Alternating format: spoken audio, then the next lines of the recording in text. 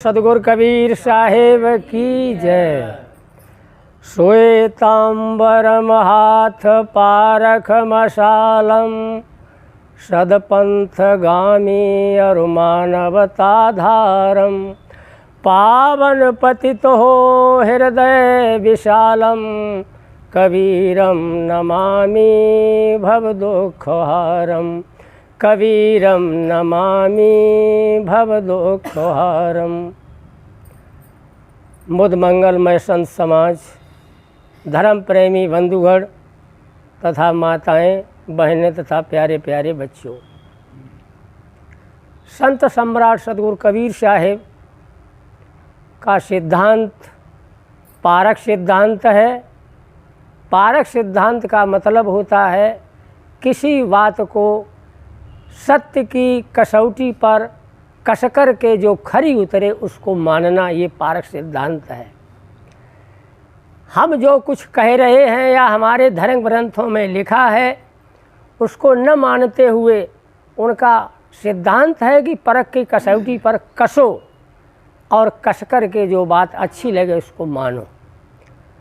तो साहब कह रहे हैं, कबीर खड़े बाजार में ले लुकाठी हाथ, जो घर जा रहे अपना चले हमारे साथ। सदगुरु कबीर ऐसी जगह पर खड़े हुए हैं इस संसार रूपी बाजार में और लोगों से कह रहे हैं कि हमारे साथ वही चल सकता है जो अपने घर को जला दे। तो साधारण लोग समझते होंगे कि हमारा जो घर बना हुआ है ईंट सीमेंट वाला, इसको जलाने के लिए कह रहे हैं। लेकिन साहेब कबीर का ये कहना ऐसा नहीं है। साहेब कबीर कह रहे हैं, मैं उस घर की बात नहीं कह रहा हूँ। हमारा जो शरीर है इसके अंदर जो भी राग द्वेष है, अहंता ममता है, आसक्ति है, जो कुछ हमने बटोर रखी है उसको हम जला दें, तब आप हमारे साथ चल सकते हैं। एक बार संत सम्राट सदगुरु कबीर साहेब गुजरात में भड़ौच के पास जो तत्वाजीवा थे, ब्राह्मण कुल के सहोदर भाई थे, उनके यहाँ पहुँचे और उन दोनों भाइयों का ये प्रण था, बहुत समय से एक बरगद की लकड़ी को उन्होंने जड़ को गाड़ रखा था और ये प्रण कर लिया था कि जब तक ये किसी महापुरुष के चरणों के प्रक्षालन से हरी नहीं होगी तब तक हम किसी को गुरु नहीं बनाएंगे। तो बहुत से महात्मा गए, उनका चरणोदक लेकर के वहाँ पर डाला, लेकिन वो बड़ी हरी नहीं। अचानक सदगुरु कबीर साहब का वहाँ पहुँचना हुआ और उन्होंने नित्य क्रिया करके सदगुरु कबीर साहब के चरणों का प्रक्षालन किया और जल उस पर डाल दिया और थोड़े दिनों के बाद वहाँ से अंकुर फूट गया, वो हरी हो गई। तो आज भी सदगुरु कबीर साहब का वो इतिहास कबीर वट आज भी वो 625 वर्ष पुराना है, तत्वाजीवा के द्वारा लगाया हुआ।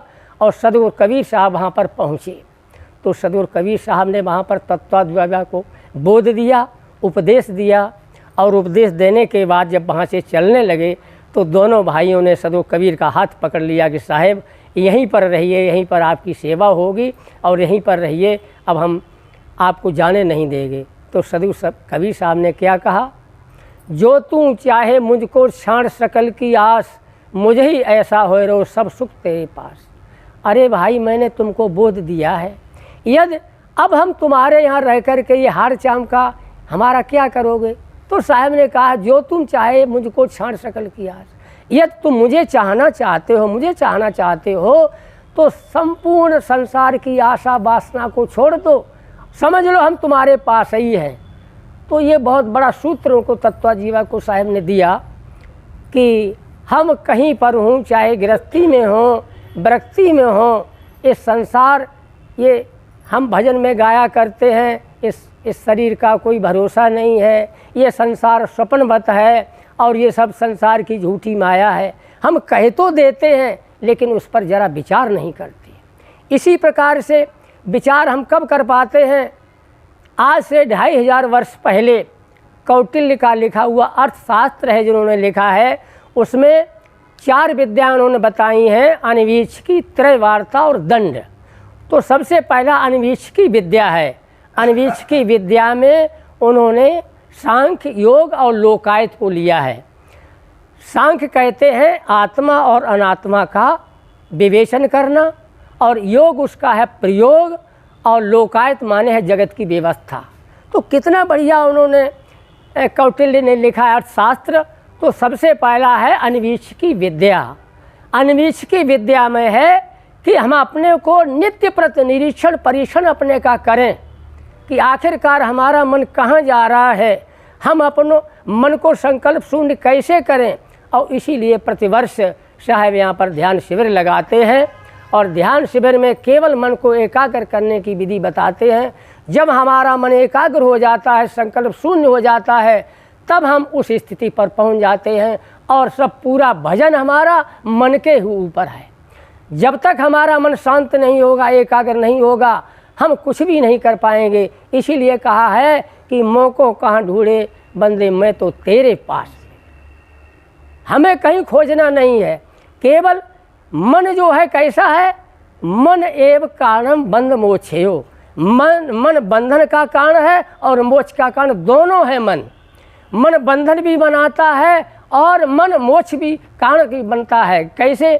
जैसे ताला की चाबी होती है, तो चाबी को एक तरफ घुमा देते हैं तो ताला खुल जाता है, और दूसरी तरफ घुमा देते ताला खुल जाता है। उसी तरीके से हमारी मन रूपी चाबी हम किधर घुमाना चाहते हैं, हम संसार की तरफ घुमाना चाहते हैं अथवा हमने अपनी ओर आत्मा की तरफ घुमाना चाहते हैं, ये हमारे ऊपर निर्भर है। तो हम चाहे जहाँ रहें, चाहे घर पर रहें, चाहे वन पर रहें, केवल हमें मन को देखना है, केवल उसका निरीक्षण परीक्षण करना है। और इसी को जैसे ध्यान में बैठिए, 1 घंटा बैठे, आध घंटा बैठे, मन को एकाग्र कर लिया।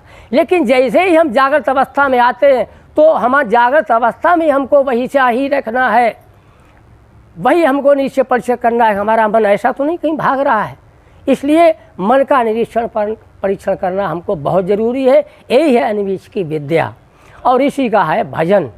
तो साहब ने कहा था कि मन के मते न चालिए, मन के मते अनेक, और जो मन पर अस्कार है सो साधु को एक। हम मन के कहे पर न चलें, क्योंकि हम सोचें कि आखिरकार मन कहाँ है। मन के मते न चालिए, मन के मते अनेक। मन के तो मते अनेक आज यहाँ बैठे हैं हम, और मन पता नहीं कहाँ भागा चला जा रहा है। हम सत्संग में बैठे हैं और मन हमारा घर पर है, पता नहीं कहाँ कहाँ जा रहा है। तो मन के मते न चालिए साहब कह रहे हैं, इसलिए मन के मते न चालो, मन के मते अनेक।